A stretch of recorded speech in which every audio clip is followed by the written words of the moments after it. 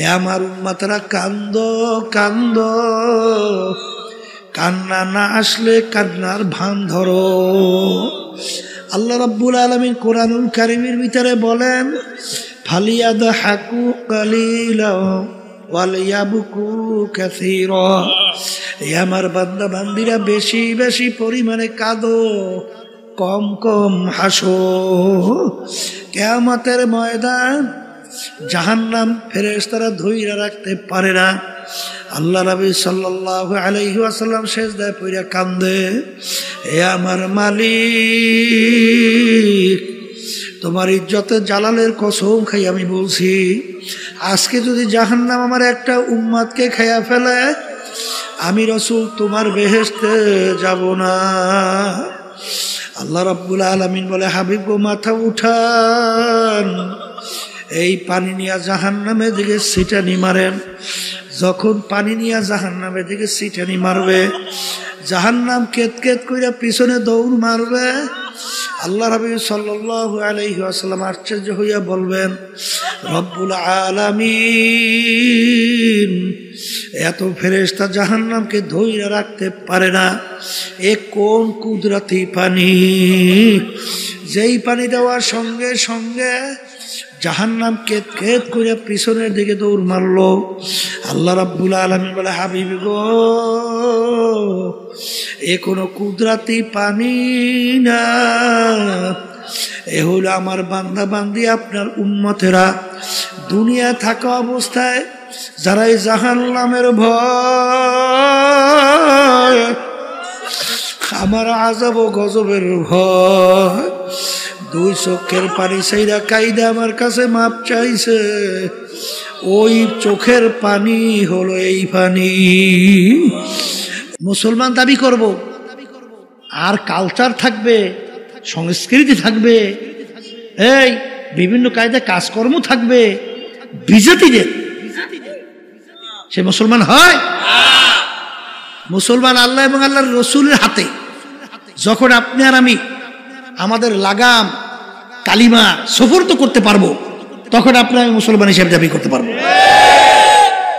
এই সব ক্ষেত্রে দেখছি আল্লাহর কুতু ফজলুল করিম রাহমাতুল্লাহ আলাইহি, সুবহানাল্লাহ সুবহানাল্লাহ, কিসের ছেলে কিসের মেয়ে, কে আত্মীয় ও সব বুঝতই না, কোন কাজে আল্লাহ বেজার, আল্লাহ রসুল বেজার, হুশ থাকতে সে পথে পা বাড়াইত না। আর যে কাজে আল্লাহ খুশি, বাধা দিয়েও তাকে সেই কাজ থেকে ফিরিয়ে রাখতে পারতো না। আমাদের বুঝ হওয়ার পরে যতদূর দেখছি, কথা ঠিক না? এই জন্য আমার বাজানদেরকে বলবো, নেকের পাল্লা ভারী করতে চান না, গুনার পাল্লা হালকা হোক চান না? আরে গুনাহ তো আছেই, গুনাহ ছাড়া কোনো মানুষ আছে? আল্লাহ রাসূল সাল্লাল্লাহু আলাইহি ওয়াসাল্লাম কি বলছেন? কুল্লুকুম খাত্তাউন, তোমরা সবাই গুনাহগার, গুনাহগার ছাড়া কেউ নাই। তাহলে গুনাহ তো আছেই, কথা ঠিক না? ঠিক। তাহলে এখন নেকের পাল্লা কি করা লাগবে? বলের মুখ খুলে ভারী করা লাগবে। আর গুনার পাল্লা হালকা, কি জোরে বলেন, কথা ঠিক কিনা? এখন নেকের পাল্লা ভারী, গুনার পাল্লা হালকা। এই জন্য আল্লাহ হুকুম করছেন সাদিকিন বান্দাদের সঙ্গী হও। এখন সাদিকিন বান্দাদের সঙ্গী হইলে তখন কোন কোন কাজ করলে তোমার নেকের পাল্লা ভারী হবে, গুনার পাল্লা হালকা হবে, তোমাকে শিক্ষা দেবে, কথা ঠিক কিনা? যে কোরআন এবং হাদিস অনুযায়ী আপনি মাইনা আল্লাহর ফজলে আমল করবেন, দিন আর দিন দেখবেন আপনার নেকের পাল্লা ভারী হইতেছে আর গুনার পাল্লা হালকা হইতেছে, কথা ঠিক কিনা? আবু বকর সিদ্দিক রাদিয়াল্লাহু তাআলা আনহু, ওমর ফারুক রাদিয়াল্লাহু তাআলা আনহু, উসমান গনি রাদিয়াল্লাহু তাআলা আনহু, আলী কারামাতুল্লাহ ওয়াজহু রাদিয়াল্লাহু তাআলা আনহু, এই যে সাহাবায়ে কেরামদের কথা শুনছেন, তাবিঈনদের কথা শুনছেন, তাবিঈনদের কথা শুনছেন, এই উলামায়ে মুতাকাদ্দিমিন মুতাআখিরিন হাত্তা কাল এখন পর্যন্ত যত আল্লাহ ওয়ালাদের আল্লাহ ওলিদের ইতিহাস শুনছেন, তারা যে কোনো একজন আল্লাহর খাস বান্দার সংস্পর্শে যায় নাই? আসতে কয় গেছে না, যায় নাই? শোনেন তাদের আদব ছিল কি? আদব বোঝেন তো? নম্রতা, ভদ্রতা। আর একটা নিয়ম আছে, বেয়াদব মাহরুম গাস্তাজ ফজলে রব, বেয়াদব কাকে বলে? যে কথা মানে না, তাকে বলে কি বেয়াদব। আল্লাহর রহমত থেকে বঞ্চিত হয়। ইমাম বুখারী রাহমাতুল্লাহি আলাইহি গালেবে গুমান তিনি দর্শে পড়াইতেছেন, একটা ছেলে বারবার, যেটা মনে পড়তেছে বুখারী রাহমাতুল্লাহি মনে হয়, ওই দর্শের নিচ দিয়া যাইতেছে আইতেছে, কিন্তু হুজুর বারবার দাঁড়াই যাইতেছে। কি ব্যাপার? ওই ছেলেটা ছিল একটা বিজাতির ছেলে, অন্য ধর্মের, কিন্তু সে তাকে সম্মান দেখাইতেছে, ব্যাপার কি? তখন ছাত্র যখন প্রশ্ন করলেন, তখন তিনি বলতেছেন যে ওই ছেলেটার বাপ থেকে আমি একটা মাসালা হল করছি, এই দিক থেকে সে আমার শিক্ষক, এই জন্য শিক্ষকের ছেলে হিসাবে আমি তাকে সম্মান করতেছি। এই জন্য তো আল্লাহ রাব্বুল আলামিন তাদেরকে এই মর্যাদা দান করছে। কথা বলেন না কেন? আব্বাজান রহমাতুল্লাহি আলাইহিকে দেখছি, সুবহানাল্লাহ, শাইখুল হাদিস আজিজুল হক সাহেব রহমাতুল্লাহি আলাইহি, তিনি বরিশাল মাহমুদিয়া মাদ্রাসা, সেখানে একটা মিটিং ছিল, সেই মিটিংয়ে তিনিও গেছিলেন। আব্বাজান রহমাতুল্লাহি আলাইহি তিনিও গেছিলেন। হুজুর যাই আগে পুচ্ছিলেন আর আব্বাজান একটু পরে গেছিলেন। যখন আব্বাজান গেছেন, শাইখুল হাদিস হুজুর রহমাতুল্লাহি আলাইহি, তিনি তো আব্বাজানের ওস্তাদ, কথা ঠিক না? যখন শুনছেন ফজলুল করিম আসছে, হুজুর জায়গার থেকে উঠিয়া দরজার সামনে চলে গেছে, আব্বাকে অভ্যর্থনা জানাবো। ছাত্র এখন আব্বাজান রহমাতুল্লাহি আলাইহি একেবারে লজ্জায় অস্থির। আব্বাজান বলতে, হুজুর আপনি এরকম করলে আমি শরম পাই না। তখন হুজুর বলতেছে, বাবা ফজলুল করিম শোনো, আমরা হইলাম গোলাপ ফুল গাছ, আমরা কি, আর তুমি হইলা গোলাপ ফুল। এই গোলাপ ফুল গাছের মধ্যে কাটা ভরা না? কাটা কাটা ভরা না? আচ্ছা, গোলাপ ফুল গাছের কাছে কেউ যাইতে চায়? কিন্তু আর এত এই আদর, ওর এত যত্ন, কারণ কি? ওই কাটাযুক্ত গাছ থেকে এমন এক ফুল বের করে, যেই ফুলের জন্য সব পাগল, যার ঘেরানে সব মুগ্ধ। হুজুর বলতেছেন, বাবা ফজলুল করিম, আমরা হলাম গোলাপ ফুল গাছ, আমাদের ভিতর থেকে তোমার মতো ফজলুল করিম একটা গোলাপ ফুল বের করতে পারছি, তাই তোমাদের কারণে আমাদের সম্মান। তা তোমাকে আমরা সম্মান আদর করবো না কেন? কি বুঝলে? ওস্তাদ ছাত্রের উপরে কেমন খুশি, কেমন খুশি! হ্যাঁ, দাদাজান রহমাতুল্লাহি আলাইহি বয়ানে শুনছি, বলতেছিলেন একদিন বয়ানের মধ্যে, আমি ক্যাসেটে শুনছি যে মেয়ারা, তখন দাদাজান ওই লোকজনকে বলতে মেয়ারা, মেয়ারা শোনেন, আমি আপনার তাম দুনিয়ার মানুষের জন্য যত দোয়া করি, আমার ফজলাল করিম, আব্বাজানকে বলতেন ফজলাল করিম, আমার ফজলাল করিমের জন্য আমি তার চেয়ে বেশি দোয়া করি। বাপ সন্তানের উপরে কি আসতে কয়? খুশি ওস্তাদ, বাপ, পাড়াপড়শি, তাইলে আল্লাহর রহমত ওইভাবে আসবে। কথা ঠিক কিনা? এই জন্য বেয়াদব মাহরুম গাস্তাজ ফজলে রব, যে নাকি বেয়াদব হয় আল্লাহর রহমত থেকে বঞ্চিত হয়। কথা ঠিক কিনা? শোনেন, তাদের আদব ছিল কেমনে, কেমন? এই আবু বকর সিদ্দিক রাদিয়াল্লাহু তাআলা আনহুর কথা বলতেছিলাম, কেমনে কথা মানে শোনেন। কি আল্লাহ রাসূল সাল্লাল্লাহু আলাইহি ওয়াসাল্লাম বলতেছেন, আবু বকর তুমি প্রস্তুত থাকিও, হিজরতের হুকুম আসতে পারে। কিসের হুকুম? প্রায় 6 মাস আগে বলছে। কয় মাস? 6 মাস। যখন হিজরতের হুকুম হয়েছে, গভীর রাত, আল্লাহ রাসূল সাল্লাল্লাহু আলাইহি ওয়াসাল্লাম আবু বকর সিদ্দিক রাদিয়াল্লাহু তাআলা আনহু তার ঘরের দরজায় যাইয়া একটু টোকা দিয়ে বলতেছেন, আবু বকর। কি ডাকতেছে? বলার সঙ্গে সঙ্গে ভিতর থেকে দরজা টাস করে খুলে দিয়েছে। মুহূর্তও দেরি না, মুহূর্ত। আল্লাহ রাসূল সাল্লাল্লাহু আলাইহি ওয়াসাল্লাম বলেন, আবু বকর তুমি এত তাড়াতাড়ি দরজা কিভাবে খুললা? তখন আবু বকর সিদ্দিক রাদিয়াল্লাহু তাআলা আনহু বলেন, হে আল্লাহর রাসূল, আপনি যেদিন বলছেন আবু বকর তুমি প্রস্তুত থাকিও, হিজরতের হুকুম আসতে পারে, আল্লাহ রাসূল সেদিন থেকে আমি রাত্রে বিছানায় পিঠ লাগাই আর ঘুমাই না। কারণ সরদারে দোজাহান আমার বাড়ি দরজায় আসবে, আর আমি যদি ঘুমাইয়া থাকি তাহলে আল্লাহর হাবিব দাঁড়াই থেকে কষ্ট করবে, তাহলে আমি কিভাবে তার কষ্ট সহ্য করব? এই জন্যে আমি সারা রাত্র ঘুমাই নাই, এমনকি আমি ঘরের দরজার খিলও আটকাই নেই। কেন? আল্লাহ রাসূল সাল্লাল্লাহু আলাইহি ওয়াসাল্লাম যখন ডাক দেবেন আবু বকর, তখন আমি খিল খুইলা দরজা খুলতে দেরি হবে, এই জন্য দেরি না হয়, আল্লাহ রাসূলের কষ্ট হবে, এই জন্য আমি পিছনে ঠেক লাগাই দাঁড়াই রইছি, কখন এসে ডাক দেবে দরজা খুলে দেব। এর নাম হইল আদব।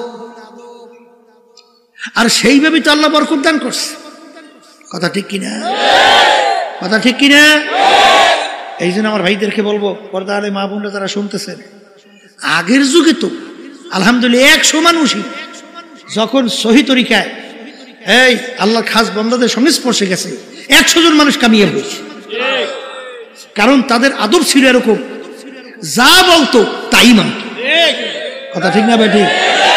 কিন্তু বর্তমানে এক শ্রেণীর চালাক, শব্দটা কি? তাই চালাক হইলে ওই আল্লাহর রহমত থেকে বঞ্চিত হয়, ঠিক কিনা? এই জন্য আমার বাজানদেরকে বলবো, একটু পরীক্ষা করে দেখেন, যারা সহিহ তরিকার সাথে হক্কানি আলেমদের সঙ্গে সাদিকিন বন্দাদের সঙ্গে সম্পর্ক রাখে, দিন আর দিন তাদের নেক আমল বাড়ে না? আমি কি ভুল বলছি নাকি? না ঠিক বলছি? ঠিক বলছি? আলহামদুলিল্লাহ। তাহলে নেক আমল বাড়ে, গুনার থেকে ফিরতে পারে না? আসতে কয় পারে কি পারে না? পারে। তাহলে এখানে দেখেন সাদিকিন বন্দাদের সংস্পর্শে যাওয়ার কারণে নেক আমল বাড়ে, আপনারাই বলছে। এই তারপর গুনার থেকে ফেরা যায়, চোখে কি পানি আসে? আসতে কয় হ্যাঁ। আচ্ছা, যাদের এই সাদিকিন বন্দাদের সংস্পর্শে যায় না, ওদের চোখে পানি দেখেন? মুঠো দেখেন, একটু হাত উঠে খালি কান্দে, আল্লাহর কাছে মাপ চায়, দেখছে? চোখে পানি তো আসে না, আসে? আর চোখের পানি ছাড়া জাহান্নামের আগুন ঠান্ডা হয়? কোনোদিন হয়? তা আল্লাহ রাসূল সাল্লাল্লাহু আলাইহি ওয়াসাল্লাম কি বলছেন? কি বলছেন? মান বাকা মিন খাশিয়াতিল্লাহ হারামাল্লাহু তিলকাল আইনা আলান নার। যেই চক্ষু মাওলার ভয় কাঁদবে, ওই চক্ষুর জন্য জাহান্নামের আগুন হারাম হইয়া যাবে। আল্লাহ রাসূল বলেন, লা ইয়ালিজুন নারা মান বাকা মিন খাশিয়াতিল্লাহ হাত্তা ইয়াউদাল লাবানু ফিদ দার'i। যেই চক্ষু আমার মাওলার ভয় কাঁদবে, ওই চক্ষু জাহান্নামে দেওয়া এরকম অসম্ভব হবে। যেরকম গাভীর বান্দার থেকে দুধ দোহাইয়া ওই বান্দের ভিতরে ঢুকানো যেরকম অসম্ভব, আল্লাহর বান্দা বান্দিকে এরকম জাহান্নামে দেওয়া এরকম অসম্ভব। এই আল্লাহর বান্দারা আমি বলিনি, আল্লাহর রাসূল বলছেন, আমি শুনাইতেছি। আল্লাহর হাবিব বলেন, ইবকু ইবকু ফাইল্লাম তাবকু ফাতাবাকু। হে আমার উম্মতরা, কান্দো কান্দো, কান্না না আসলে কান্নার ভান ধরো। আল্লাহ রাব্বুল আলামিন কোরআনুল কারীমের ভিতরে বলেন, ফালিয়াদহাকু কালিলা ওয়ালিয়াবকু কাসীরা। হে আমার বান্দা বান্দিরা, বেশি বেশি পরিমাণে কাঁদো, কম কম হাসো। কিয়ামতের ময়দান জাহান্নাম ফেরেশতারা ধইরা রাখতে পারে না। আল্লাহ নবী সাল্লাল্লাহু আলাইহি ওয়াসাল্লাম সিজদায় পড়ে কান্দে, হে আমার মালিক, তোমার ইজ্জতের জালালের কসম খাই আমি বলছি, আজকে যদি জাহান্নাম আমার একটা উম্মতকে খাইয়া ফেলে, আমি রাসূল তোমার বেহেশতে যাব না। আল্লাহ রাব্বুল আলামিন বলে, হাবিব গো, মাথা উঠান, এই পানি নিয়ে জাহান্নামের দিকে ছিটানি মারেন। যখন পানি নিয়ে জাহান্নামের দিকে ছিটানি মারবে, জাহান্নাম কেত কেত কইরা পিছনে দৌড় মারবে, আল্লাহ রাসূল সাল্লাল্লাহু আলাইহি ওয়াসাল্লাম আশ্চর্য হইয়া বলবেন, রব্বুল আলামিন এত ফেরেশতা জাহান্নামকে ধইরা রাখতে পারে না, এ কোন কুদরতি পানি, যেই পানি দেওয়ার সঙ্গে সঙ্গে জাহান্নাম কেত কেত করে পিছনের দিকে দৌড় মারলো। আল্লাহ রাব্বুল আলামিন বলে, হাবিব গো, এ কোনো কুদরতি পানি না, এ হলো আমার বান্দা বান্দি, আপনার উম্মতেরা দুনিয়া থাকা অবস্থায় যারা এই জাহান্নামের ভয়, আমার আযাব ও গজবের ভয়, দুই চোখের পানি সেইরা কাইদা আমার কাছে মাপ চাইছে, ওই চোখের পানি হলো এই পানি। আল্লাহর বান্দারা, পর্দা আলে মা বোনেরা, এক শ্রেণী বর্তমানে বক্তা এক ওয়াইজিন বের হইল, আরে শুধু বয়ানের ভিতরে মানুষকে হাসায়, বলেন নাউজুবিল্লাহ। বাজান কহকা হাসি অর্থাৎ বড় জোরে শব্দ করে আসলে হারাম কবিরা গুনাহ হয়। আল্লাহ নবী সাল্লাল্লাহু আলাইহি ওয়াসাল্লাম তার জীবনে একবারও জোরে উল্লেখ কইরা শব্দ কইরা কহকা হাসি জীবনে একবারও হাসেন নাই। তিনি বেশি সময় মিসকি হাসতেন, অনেক সময় একটু বেশি হাসলে বহে সামনে দুই একটা দাঁতের মাথা দেখা যাইতো। কারণ কি, আল্লাহর হাবিবের ইতিহাস পড়লে দেখবেন আল্লাহর হাবিব সাল্লাল্লাহু আলাইহি ওয়াসাল্লাম অনেক সময় এমনভাবে কাঁদতেন, কান্নাহু তল্লুন, মনে হয় যেন হালকা বৃষ্টি পড়তেছে। আর আলী রাদিয়াল্লাহু তাআলা আনহু, আমার মাওলার ভয়, মাওলার আযাব গজবের ভয়, মালিকের জাহান্নামের ভয়, কাঁদতে কাঁদতে গালের ভিতরে দাগ পড়ে গেছিল। লোকেরা বলে, আমির দাগে ঔষধ লাগান ভালো হবে। হাল তিনি বলেন, আমার সাথীরা, কিয়ামতের ময়দানে মালিক যখন জিজ্ঞাসা করবে, ওমর কি আমল আমার কাছে নিয়ে আসছো, বলবো মালিক তোমার ভয়, তোমার জাহান্নামের ভয়। কাঁদতে কাঁদতে কালে দাগ পরাইয়া নিয়ে আসছি। এ কবরের যাত্রীরা, যেই মামলার তদবির নাই তার কিন্তু খালাস নাই। বাজান দুনিয়ার কেসের ভিতরে পড়লে সেখানে যদি তদবির না করেন, কেসে ভালো ফলাফল পাওয়ার আশা করা যায় না। হে কবরের যাত্রীরা, তোমার আমার সামনে আখিরাতের 5টা মামলা দাঁড় হইয়া আছে। একটা মৌতের মামলা, কবরের মামলা, মিজান পুসরাতের মামলা, কিয়ামতের ময়দানের মামলা। এই মামলায় যদি তদবির না করো, দুনিয়া থাকো অবস্থায়, ওই মামলায় শুধু ভালো ফলাফলের আশা করা যায় না। বাজান আমার মৌত কি ঈমান সহকারে হবে না কোন অবস্থায় হবে, এই চিন্তা যারা করবে এবং মৌত ঈমান সহকারে হওয়ার জন্য যারা চেষ্টা করবে, আল্লাহর ফজলও করবে, তাদের ঈমান সহকারী মৌত হবে। বাজার এরকম শত শত হাজার হাজার ঘটনা বাজার বাংলাদেশের মধ্যেও আছে। হারে মৌতের পূর্ব মুহূর্তে তাদের জবান থেকে কালিমা বের হইতে আছে। আল্লাহ আমার জন্য, আমাদের সবার জন্য কবুল করে না। হাদিসের ভিতরে আসছে, মান ক্বালা লা ইলাহা ইল্লাল্লাহ ফাদাখালাল জান্নাহ। অন্য হাদিসের ভিতরে হাক্কান, যে কালিমার হক আদায় করতে পারবে এবং সেই অনুযায়ী কালিমা পাঠ করবে, সে বেহেশতের ভিতরে ঢুকবে। এ কবরের যাত্রীরা, দলাদলি বুঝি না। কবরে কিন্তু কোনো দলের পরিচয় নাই, কোনো পীরের পরিচয় নাই, কোনো মুরিদের পরিচয় নাই। তুমি বড় বংশের না ছোট বংশের, শিক্ষিত না অশিক্ষিত, সুন্দর না কালো, সম্পদের বেশি মালিক না কম মালিক, তুমি কি রাস্তার ফকির না বাদশাহ, এই পরিচয় কিন্তু কবরে চলবে না। আমার বাজানদেরকে বলবো, পর্দা আলে মা বোনদেরকে বলবো, কবরে কিন্তু প্রশ্ন 3টা। 1 নম্বর প্রশ্ন, মান রব্বুকা, দ্বিতীয় নম্বর প্রশ্ন আমার দীনুকা, তৃতীয় নম্বর প্রশ্ন আমার নাবিয়ুকা। এই 3 প্রশ্নের ভিতরে কোথায় কিন্তু আছে তুমি পীর না মুরিদ, তুমি কি চৌধুরী বংশের না তালুকদার বংশের, না তুমি সৈয়দ বংশের, আছে? তুমি কি সুন্দর না কালো, আছে? তুমি কি ধনী না গরিব, আছে? তুমি কি শিক্ষিত না অশিক্ষিত, এই পরিচয় আছে? যদি নাই থাকে আমার বাজানদেরকে বলবো, পর্দা আলে মা বোনদেরকে বলবো, দুনিয়ায় কিন্তু আসা একই অবস্থায়, রওনাও কিন্তু করা লাগবে একই অবস্থায়। দুনিয়ার ভিতরে যখন রাজা বাদশাহ আসছে, প্রধানমন্ত্রী আসছে, ল্যাংটা অবস্থায় দুনিয়াতে আসছিল। রাস্তার ফকির সেও যখন দুনিয়াতে আসছে ল্যাংটা অবস্থায় আসছে।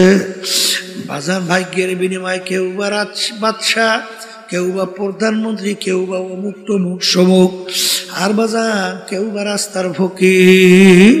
হে কবরের যাত্রীরা যখন কবরে রওনা করবে, বাদশাকেও কিন্তু কাপড় 3টা দিয়েই প্যাঁচ দিবে, আর রাস্তার ফকির তাকেও কিন্তু কাপড় 3টা দিয়েই প্যাঁচ দিবে। বাজান প্রশ্ন কবর কিন্তু একই রকমের হবে। বাদশার জন্য কবর 3.5 হাত, গরিবের জন্য কবর 3.5 হাত। ভাগ্যের বিনিময়ে দুনিয়া কেউ বাদশা, কেউ বা রাস্তার ফকির।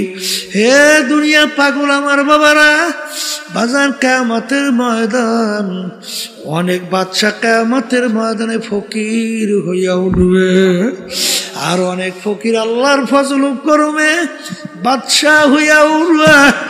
বেলাল হাবশী রাদিয়াল্লাহু তাআলা আনহু দুনিয়ার ভিতরে গোলাম জাদা গোলাম, তার আব্বাও ছিল গোলাম, তিনিও ছিলেন গোলাম।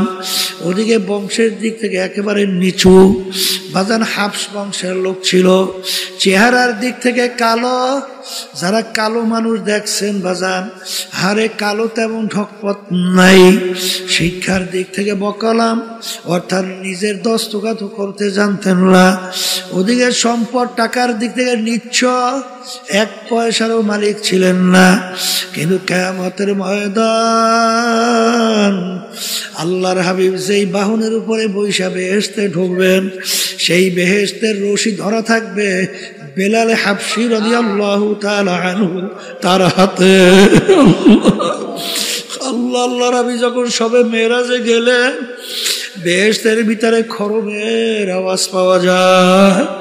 আল্লাহর হাবিব জিজ্ঞাসা করে, ভাই জিবরাইল, বেহেশতের ভিতরে কিসের খরমের আওয়াজ?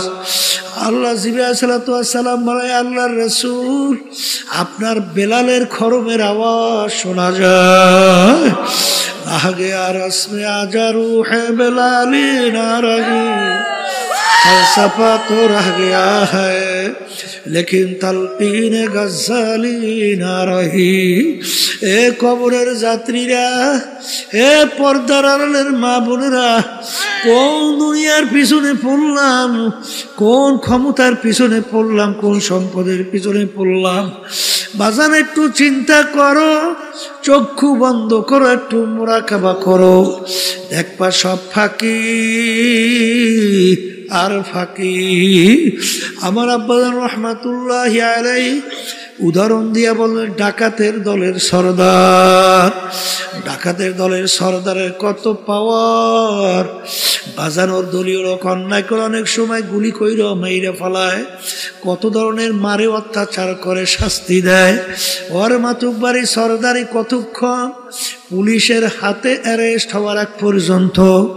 যখন পুলিশের হাতে অ্যারেস্ট হইয়া যাবে, বুট দিয়া যখন ওকে পারাবে, হাড্ডি গুড্ডি ভাঙবে, কোথায় যাবে ওর সরদারগিরি, কোথায় যাইবে ওর সারগিরি?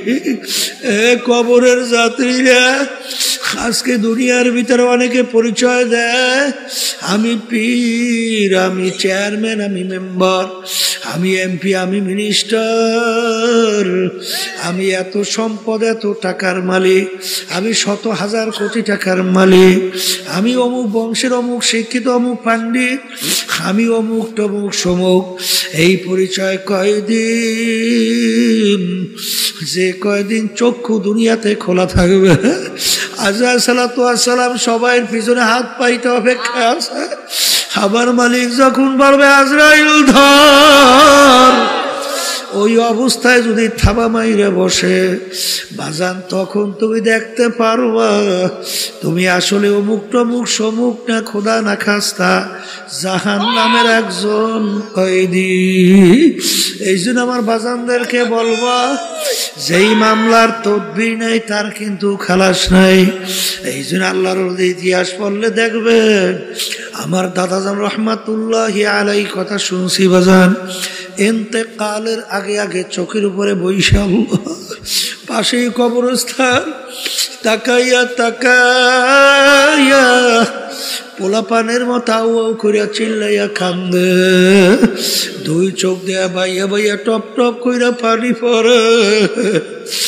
আর মালিকের দিকে ফিরা করুণ সুরে ডাক দেয়, আর করুণ সুরে ডাক দিয়া বলে, ওরে আমার মালিক, ওরে আমার মাহবুব, তুমি যদি আমাকে কবরে মাপ না করো, ওই অন্ধকার কবরে আমি একা কেমনে থাকবো? ওই কবর তো কেউ নাই, কবর তো বালিশ নাই, বিছানাও নাই, বাতিও নাই, কবরের সাথীও নাই। ওই কবর কেমন হবে? আল্লাহ রাসূল সাল্লাল্লাহু আলাইহি ওয়াসাল্লাম বলেন, কবর তোমাকে আমাকে ডাক দেয়। আল্লাহ রাসূল বলেন, তোদেরকে ডাক দেয় কি কইয়া? আব্দুল করিম, হে রেজাউল করিম, হে রহিমা খাতুন, আনা বাইতুল ওয়াহদা, আনা বাইতুল জুলমা, আনা বাইতুল জুর, আমি একাকির ঘর, ওই কবরের ভিতরে একা কেমনে থাকবা? বাজার, ওই কবরে যদি আমার মালিক আপন না হয়, ওই কবরে তোমার আমার উপায় নাই, হাসুরে উপায় নাই, মিজান পৌঁছাতের উপায় নাই। ওই কবরের চিন্তা আল্লাহর ওদের ইতিহাস পড়লে দেখবো, আমাদের এই তরিকার মুরব্বী রশিদ আহমদ গঙ্গী রহমাতুল্লাহ আলাইহি, তিনি কানতে কানতে বুড়া বয়সে অন্ধ হইয়া গেছিল। এ আমার মালিক, তুমি যে জাহান্নামের ঘোষণা দিছ রে মালিক, আরে তোমার হাবিব যে জাহান্নামের বিবরণ দিছে, ওই এক সেকেন্ডের আযাব সহ্য করার দুনিয়ার কোন মানুষের নাই। এ আমার মালিক, দয়া মায়া করে তুমি আমাকে মাফ কইরা দাও। কানতে কানতে বাজান বুড়া বয়সে অন্ধ হয়ে গেছিল। লোকেরা বলে, হুজুর অপারেশন করেন চক্ষু ভালো হবে। তিনি বলেন, সাথীরা কিয়ামতের ময়দানে যখন আমি উঠব, অন্ধ অবস্থায় উঠতে চাই, মালিক যেন আমার কাছে কোনো প্রশ্ন না করে। মালিক যদি প্রশ্ন করে আমার কোনো উপায় নাই, এই জন্য আমি মালিকের সামনে অন্ধ অবস্থায় দাঁড়াইতে চাই। যেই মামলার তদবির নাই, ওই মামলারও কিন্তু খালাস নাই। এ দুনিয়ার পাগল আমার বাবারা, পর্দার আড়ালের মা বোনেরা, আজকে দুনিয়া চিনছ, দুনিয়ার সম্পদ টাকা পয়সা চিনছ, সম্মান চিনছ, এই জন্য দুনিয়া কামাই করার জন্য রাত দিন অনেক সময় নষ্ট করো, কিন্তু আখিরাতের পরিচয় পাও নাই, আল্লাহর পরিচয় পাও নাই, বেহেশত জাহান্নামের পরিচয় পাও নাই। এই জন্য জাহান্নাম থেকে বাঁচার জন্য, বেহেশতে যাওয়ার জন্য চেষ্টা চিন্তাও নাই। কিন্তু মনে রাখো, যেই মামলার চেষ্টা তদবির নাই, ওই মামলারও কিন্তু খালাস নাই। এই জন্য আমার বাজানদেরকে বলবো, পর্দারে মা বোনদেরকে বলবো, বাজান দুনিয়ার যে কোনো কাজের ভিতরে নির্ধারিত সময় থাকে, তারিখ দেওয়া থাকে। তোমার আমার মৌতের কোনো তারিখও নাই, নির্ধারিত কোনো সময়ও নাই, কখন কোন সময় কিভাবে কে রওনা করব। আমার মালিক যখন মাহফিলে নিয়ে আসছে, মালিক বড় দয়ার মালিক, মালিক বড় মায়ার মালিক। যদি দুই চোখের পানি ছাইরা দিলটাকে ভাইঙ্গা যদি মালিককে ডাক দিতে পারো, আমার মালিক তোমার আমার জীবনের সব গুনাহ মাফ কইরা দিবেন। আল্লাহুম্মা আমিন। এ ঘরের মেয়ে লোকেরা হাত উঠাও, গুনার কথা মনে করো, তো চোখের পানি ফালাও, মালিকের দরবারে কান্দো আর মাপ চাও।